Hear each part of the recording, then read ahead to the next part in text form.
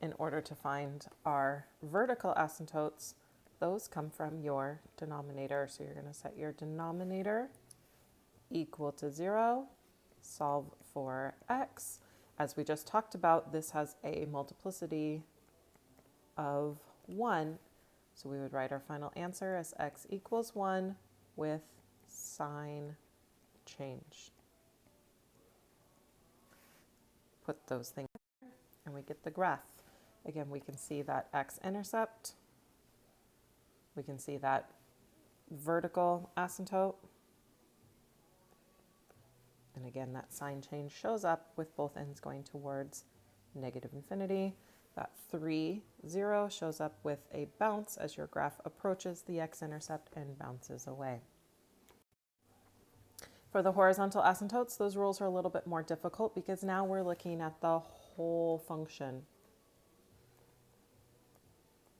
We want to focus on the degree of the function. And remember, we can find the degree by counting factors. So if the numerator degree is less than the denominator, your asymptote is at 0. If the numerator degree is the same as the denominator degree, then it's the ratio of your coefficients. And if the numerator degree is less than your denominator, there is no horizontal asymptote, and we would have to check for oblique asymptotes and holes. So here's an example of when your horizontal asymptote is at y equals 0. Again, to find the degree of the function, you're going to count factors because this is in factored form. So there is 2 factors that would represent a second degree function. In your denominator, there are 3 factors because we have to incorporate the multiplicity there. So we have a second degree function over a third degree function, which again results in rule 1, and y would equal 0. When we locate that horizontal asymptote on our graph, we look at the fact that there are 2 points where the graph crosses that horizontal asymptote. You want to think about a horizontal asymptote as a wooden fence. Your graph can pass through the asymptote when it's close to the origin, but as it approaches positive and negative infinity, your graph will approach that asymptote. To check for crossing points, you're going to put the equation of your horizontal asymptote into the function. So for this one, it's y equals 0. So we're putting 0 in for y. And we're going to solve for x.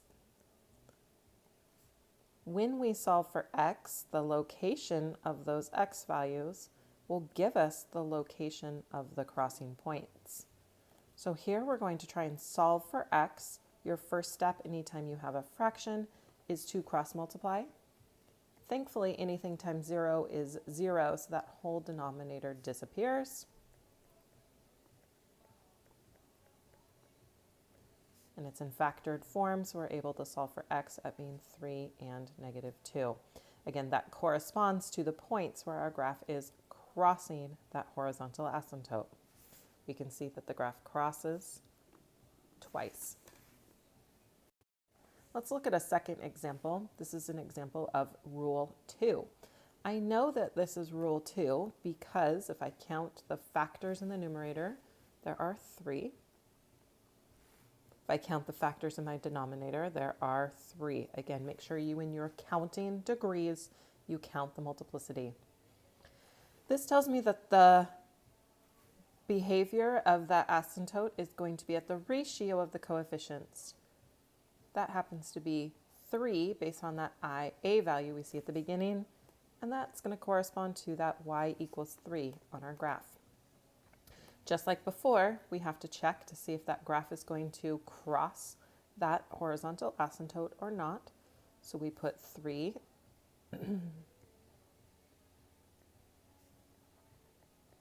into our function for y. We're going to try and solve for x.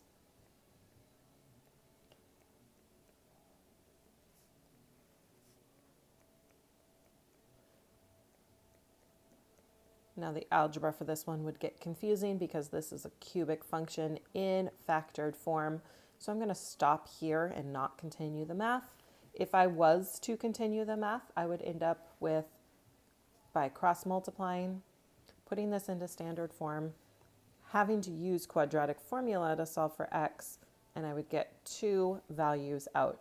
Again, we'll go through another example where the algebra will be easier. This one happened to be more difficult. Now, rule 3 says that the degree of the numerator is greater than the degree of the denominator. That would result in no horizontal asymptote. For this function, we see that we have an oblique asymptote. An oblique asymptote is a diagonal. Sometimes it's called a slant asymptote. When we count the degree of the numerator, it's a third degree function. Count the degree of the denominator, it's a second degree function, again showing us that the numerator degree is greater than the denominator degree. We would find the location of this oblique asymptote using division.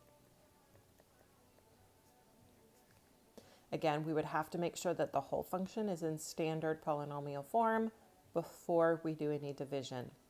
It's also important here to recognize that no matter what where the location of that asymptote is, that slant asymptote, that the numerator is still going to hold our x-intercepts and the denominator is still going to give us our vertical asymptotes. Again, we were going to look at the degree of the numerator and the degree of the denominator. Let's go through one more to see if it's going to cross or not cross based on the behavior. So when I look at this function, this one is in standard form for us. So I can just count the degree of the function. The highest power in the numerator is a second degree function. The highest degree in the denominator is a second degree function. So that fits into rule 2. And rule 2 tells us that the horizontal asymptote is going to be at the ratio of the leading coefficients. Both of those numerators have a 1 in front of the coefficients. So your horizontal asymptote is going to be at y equals 1. In order to determine the behavior, I would put 1 in for y and try and solve for x. Your first step along the path, anytime you're solving, is always going to be to cross multiply to clear your fraction.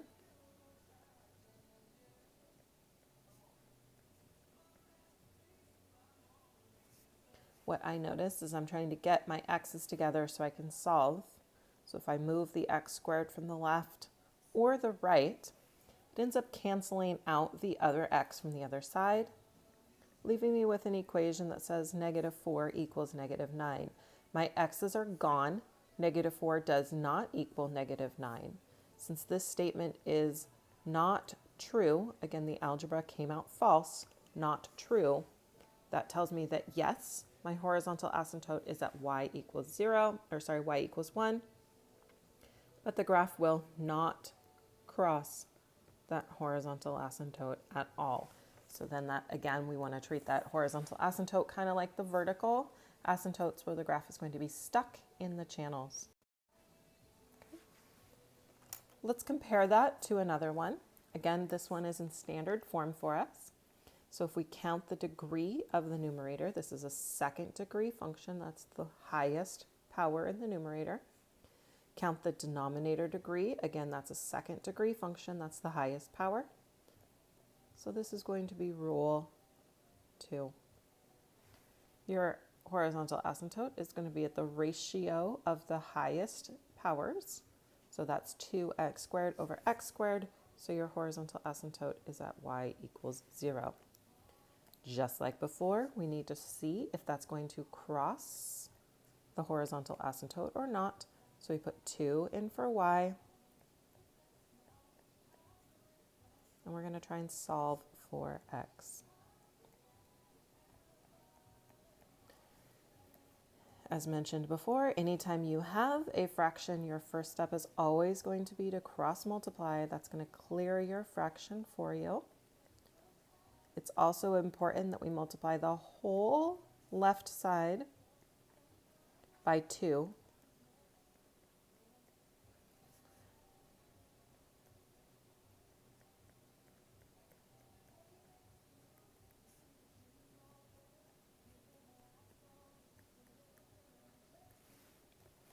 Now what I notice here is I have a 2x squared on both sides. Again, no matter which way I move that 2x squared, it's going to cancel out, leaving me with 4x plus 2 equals 5x minus 3. And again, we're just going through those algebraic steps to try and solve for x.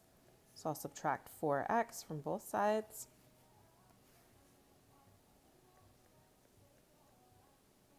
And trying to solve for x, so I'll add 3 to both sides.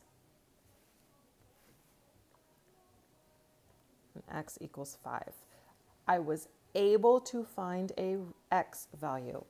That confirms to me that yes, my horizontal asymptote is at y equals 2, and I will cross the horizontal asymptote at the point 5, 2.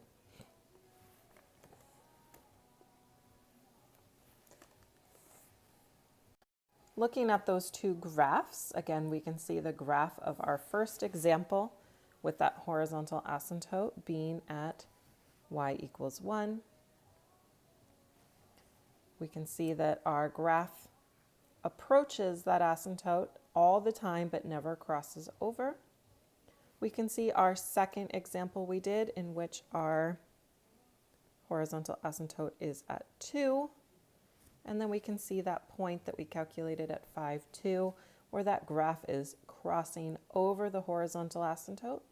Again, it doesn't look like much, but what we can see is the function is under the asymptote on the left and over the asymptote on the right. It will continue to approach that asymptote as we move up to positive infinity.